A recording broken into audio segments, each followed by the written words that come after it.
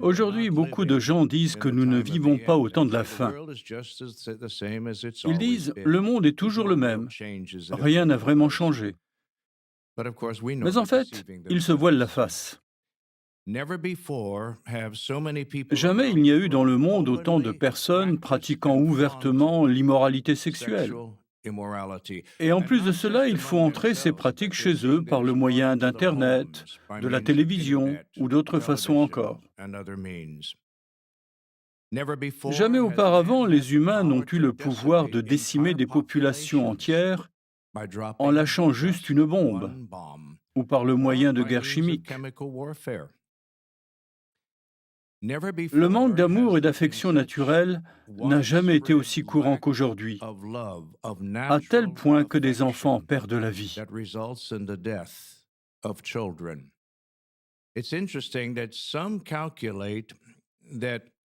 On estime qu'il y a eu plus d'1 milliard d'avortements depuis 1980. C'est énorme. Cela représente presque la population de la Chine. Vous imaginez? Et c'est quelque chose qui est accepté et banal à notre époque. Alors certains se disent, les choses n'ont pas changé. Mais est-ce vrai?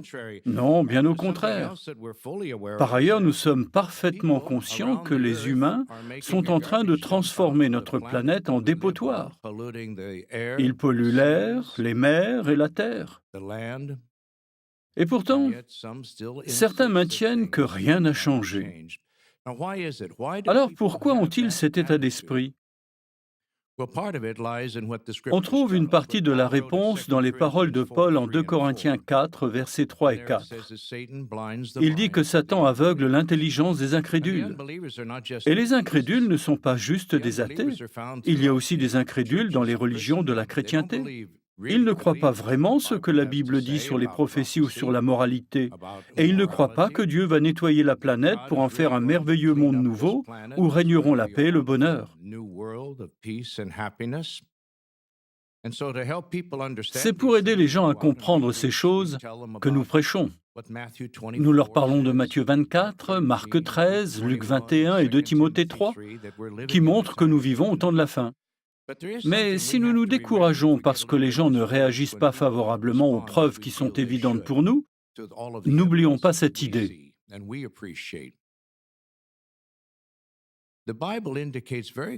La Bible dit très clairement que beaucoup ne verraient pas le signe, qu'ils n'accepteraient pas ce que la Bible dit.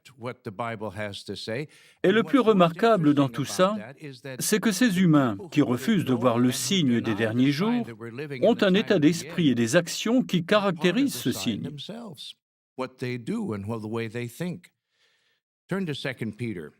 Prenons 2 Pierre chapitre 3 et lisons les versets 3 et 4 et le début du verset 5.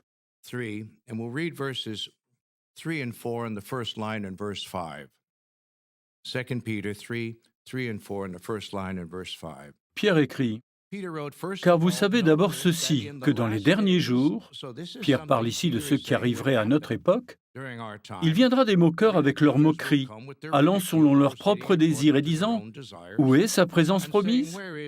Oui, depuis le jour où nos ancêtres se sont endormis dans la mort, toute chose demeure exactement comme depuis le commencement de la création.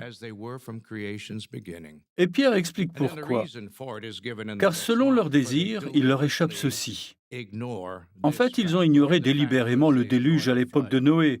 Et aujourd'hui, les humains ignorent délibérément les enseignements clairs de la Bible et ce que Jésus a dit concernant le signe des derniers jours. Donc, ils ne comprennent pas ce signe, mais ils participent à son accomplissement. Qu'est-ce qui peut rendre quelqu'un sceptique? Un des facteurs est ce qu'on pourrait appeler le gradualisme. La tour de garde du 15 janvier 2014, page 30, paragraphe 11, donne cette explication. Il semble que plus une situation est courante, moins on y prête attention. Un déclin progressif de la moralité dans la société semble moins choquant qu'un changement brutal dans la conduite d'un proche. Et l'article poursuit, moins choquant peut-être, mais pas moins dangereux. C'est vrai que la plupart d'entre nous avons grandi dans un milieu qui n'était pas des plus favorables, n'est-ce pas? L'immoralité, les guerres, la criminalité nous entouraient. Et beaucoup de gens finissent par trouver que c'est une situation normale. Et quand elle empire, ils ne comprennent pas que les temps ont vraiment changé. On n'a jamais rien connu de pire. Le déclin progressif de la moralité est dangereux. Ça me fait penser à une illustration qui explique comment faire bouillir une grenouille. Si vous faites bouillir de l'eau et qu'ensuite vous y plongez une grenouille, que va-t-il se passer? Elle ne va pas rester dans l'eau. Cette grenouille n'est pas stupide. Dès qu'elle touche l'eau bouillante, elle saute immédiatement. Mais maintenant, si vous la mettez dans un récipient d'eau froide et que petit à petit, vous faites chauffer l'eau jusqu'à ébullition, la grenouille cuit. Et c'est ce qui se passe dans le monde aujourd'hui. Les gens ne perçoivent pas les changements progressifs, mais ils sont en train de cuire. Ça chauffe. Et nous savons qu'il y aura de plus en plus de méchants, des imposteurs qui se moquent de la vérité. Les conditions mondiales empirent de jour en jour, mais les méchants vont bientôt devoir subir le jugement du Créateur. J'aimerais mentionner brièvement 3 psaumes très intéressants qui ont un rapport avec la méchanceté du monde et avec ce que Jéhovah va faire. Psaume 10, verset 4. Le méchant, avec son air dédaigneux, ne cherche pas. Toutes ses idées sont « il n'y a pas de Dieu ». Psaume 12, verset 8. Tout autour circulent les méchants, parce que la bassesse s'élève parmi les fils des hommes. Ça aurait pu être la une du New York Times ce matin.